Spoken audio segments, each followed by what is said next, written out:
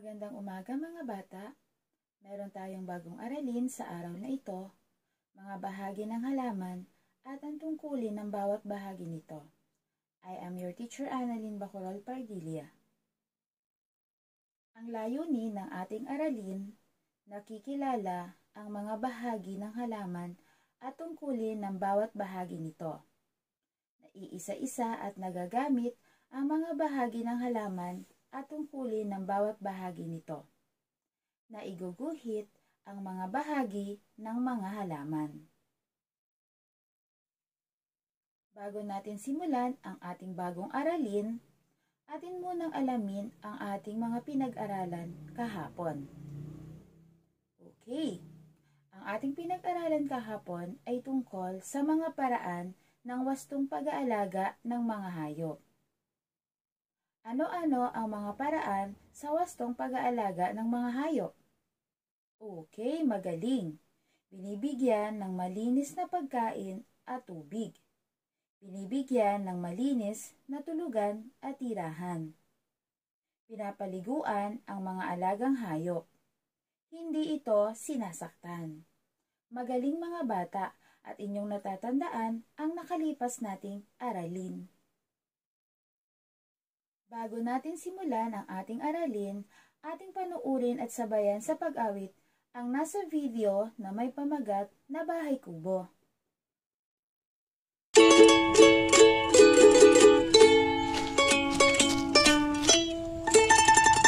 Hiraya!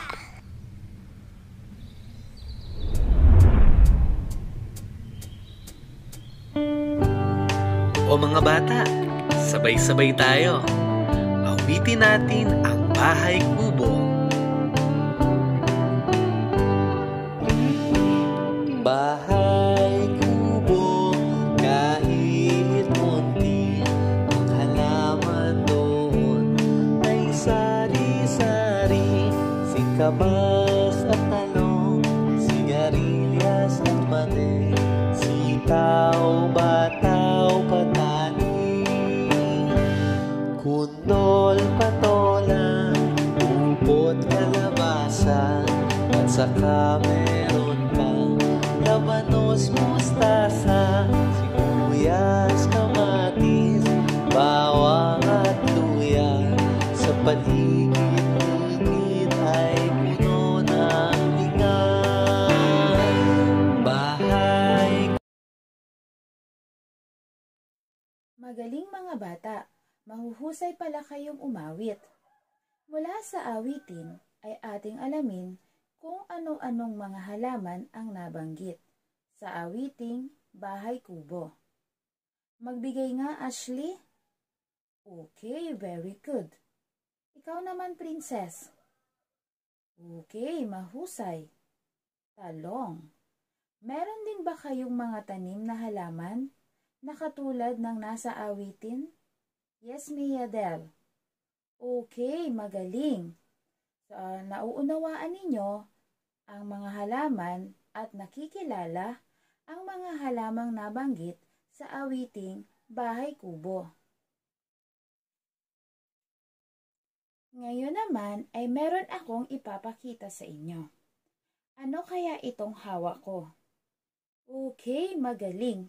Ito ay isang halaman. Nakatutulong ba sa atin ang mga halaman? Yes, Nico. Okay, magaling. Tama.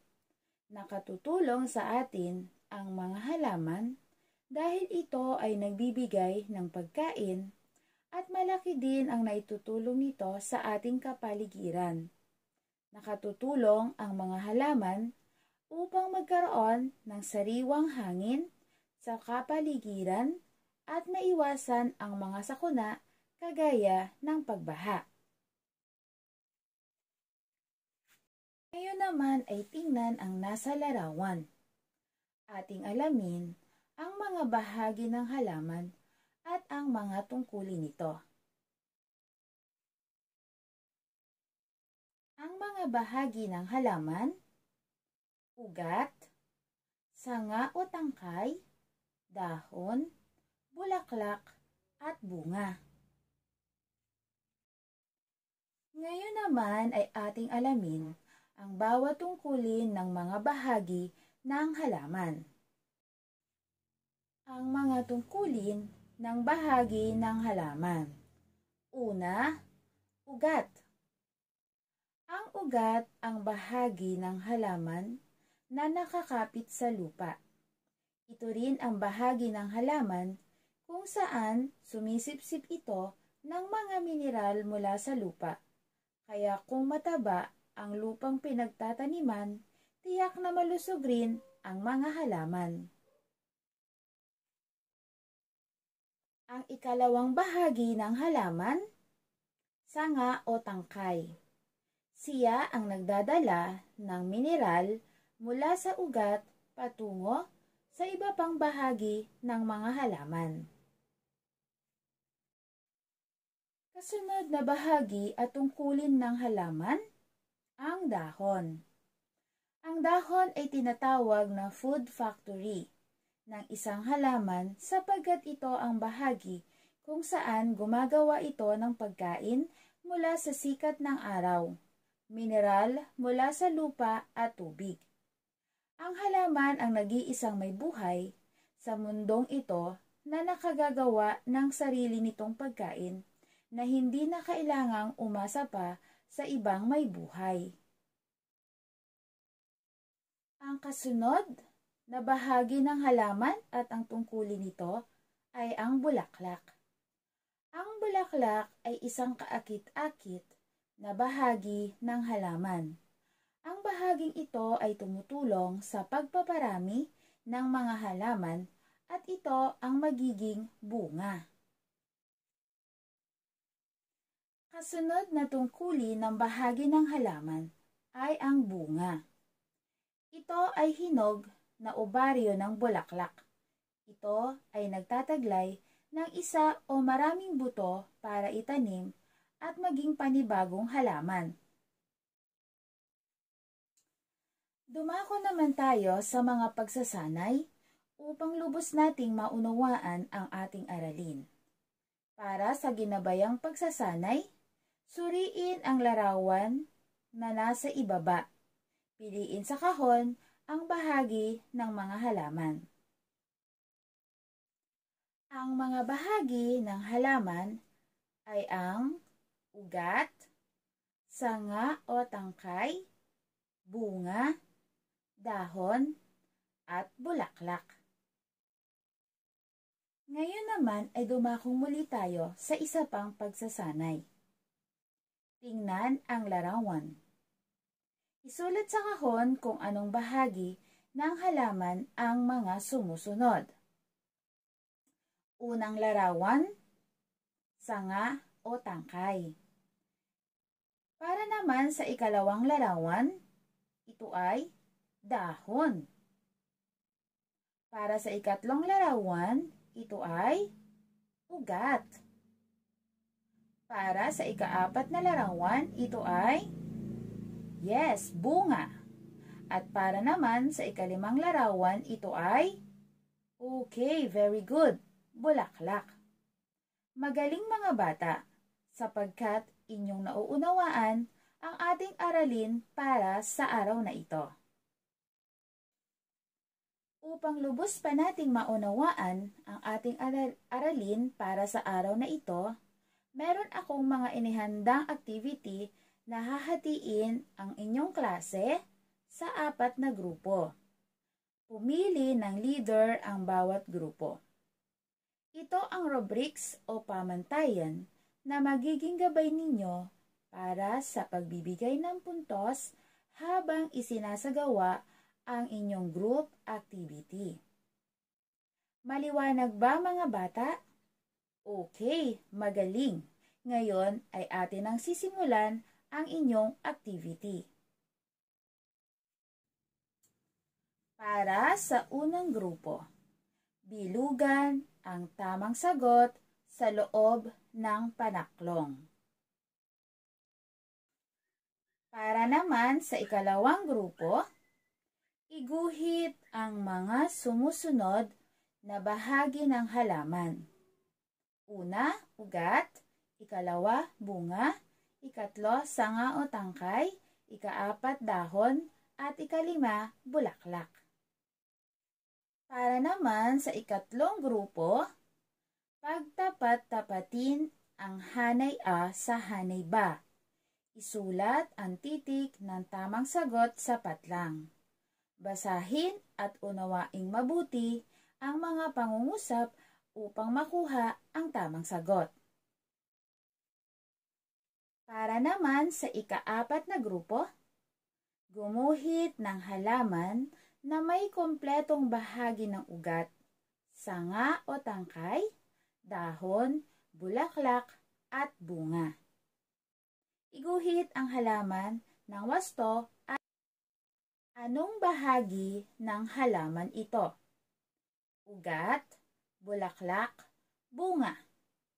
Magaling, ito ay bunga. Ikalawa, ito ang sumisipsip ng tubig at mga mineral mula sa lupa upang padaluyin sa tangkay at mga dahon ng halaman. Bulaklak, ugat, dahon. Okay, very good, dahil ang tamang sagot ay ugat. Ito ay isang kaakit-akit at makulay na bahagi ng halaman na nagiging bunga. Dahon, bunga, bulaklak. Okay, very good, dahil ang tamang sagot ay bulaklak. Ito naman ang kasunod. Ito ay tinatawag na food factory ng isang halaman sapagkat ito ang bahagi kung saan gumagawa ito ng pagkain mula sa sikat ng araw at mineral mula sa lupa at tubig. Dahon, sanga o tangkay, bunga. Okay, very good dahil ang tamang sagot ay dahon. Ito rin ang nagdadala ng tubig at mineral mula sa ugat patungo sa iba pang bahagi nito. Ugat, dahon, sanga o tangkay. Alright, magaling mga bata dahil ang tamang sagot ay sanga o tangkay. Okay, magaling mga bata. Ngayon ay alam kong nauunawaan ninyong lubos ang ating aralin para sa araw na ito. Ngayon naman ay ating alamin muli ang mga bahagi ng halaman. Ano-ano ang mga bahagi ng halaman? Okay, very good. Ang mga bahagi ng halaman ay ang ugat, sanga o tangkay, dahon, bulaklak, at bunga. Ngayon naman ay dumako tayo sa pagpapahalaga. Ano ang dapat nating gawin sa mga halaman? Bilang isang batang mag-aaral, katulad mo, paano mo aalagaan ang mga halaman? Yes, Trisha. Okay, magaling Trisha.